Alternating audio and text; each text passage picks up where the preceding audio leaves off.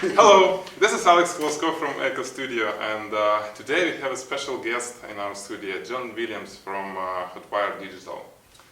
And he'll be showing us cool device, and we'll try to compare it with Canon top-line camera, which I'll be talking later. So let's explain. All right, fantastic. What we're going to do today is we're going to use the Hasselblad H4D. In this case, it's a 50 megapixel system. We also have a 40 on tap to kind of compare and see what are the differences between this and 35mm as it relates to macro shooting today, and then also detail that we can pull out of the image. So more than just pixel power, it's going to be, hey, what can we get as creative professionals using these different tools? So Alex is going to take us through that. Right, on my end, this is my workhorse for now, the Canon 1Ds MarkIII. So far it's top-line Canon camera with macro 100mm lens. And here we have 120 macro, right? You got it. Both of them can shoot up to life size, which is 1:1 magnification ratio. And that's it. Let's get going. Yeah, let's All go. right.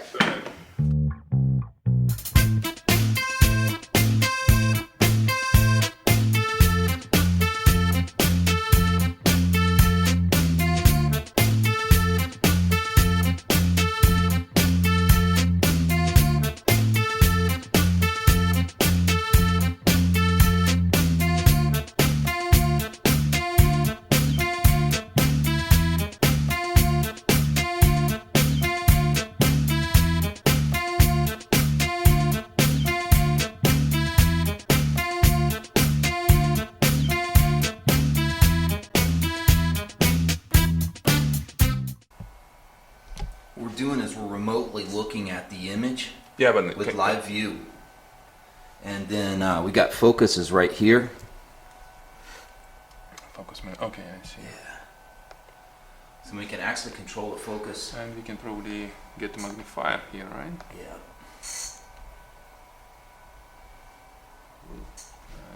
So we're remotely controlling the focus of the camera right now, and you can hear the aperture changing. And this allows Alex to kind of focus at 1:1 from the computer without touching the camera, even though it's on a great studio stand.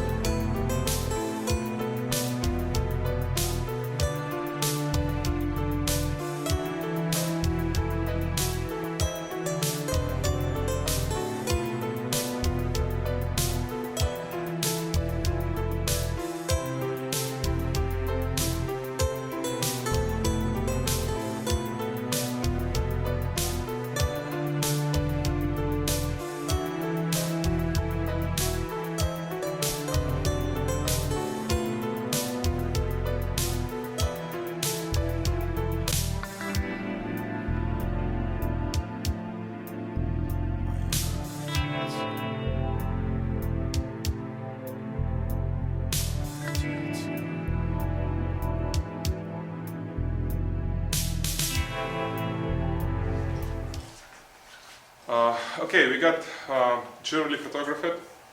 It was interesting to see, but now like ultimate texture and detail test.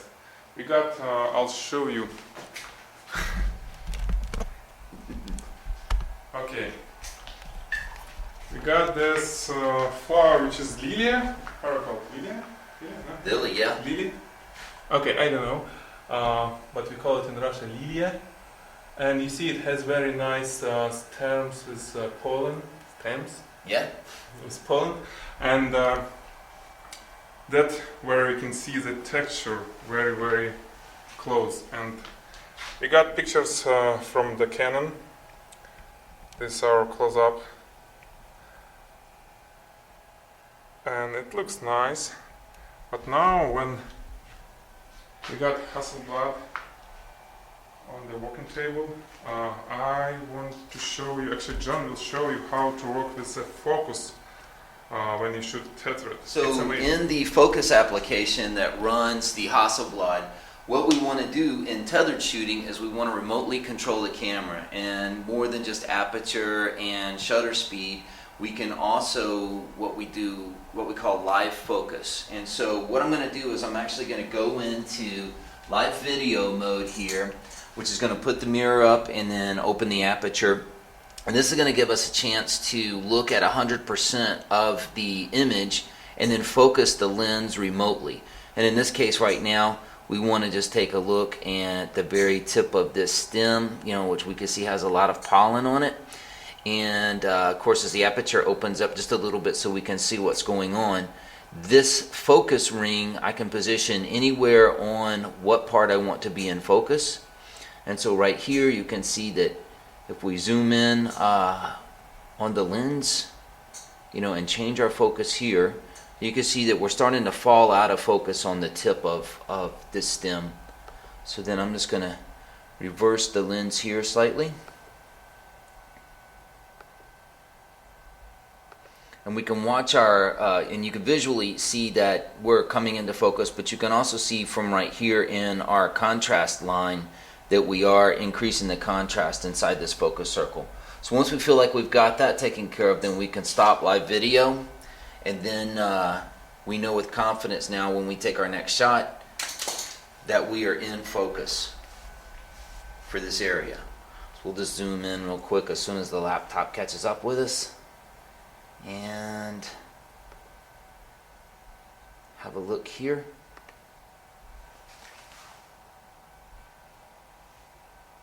Wow. And voila. Wow. And at given aperture, it's F11. F11. We have very, very shallow depth of field.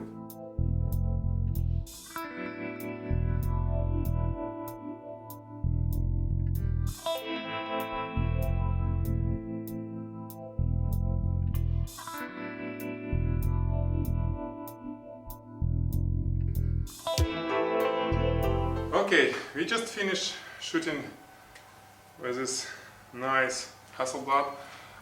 We did exactly same lighting setup, but the aperture was different for each shot. We started from f8 and then we got till f41. So it was f8, f13, f20, or 22, and then 32. This result is very, very interesting to see how a depth of field is increasing, but the contrast and details is start decreasing at some point after we close an aperture too much because of diffraction. So now we'll go with Canon.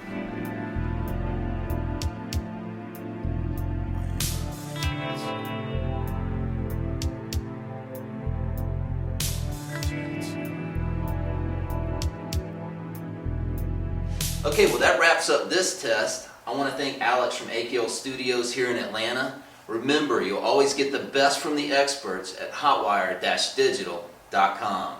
Thanks, Alex. Thank you, John. It was my pleasure. Great test. I'm really excited about all we did, and it will take some time to review whole thing, but I'm sure I get very interesting results. I'm gonna think, I already see what the conclusion will be, but I don't want to tell you now before I do my homework and Photoshop. Okay, Absolutely. thank you. Stuff. Thank you, John. See you later. It's great. See you later, guys.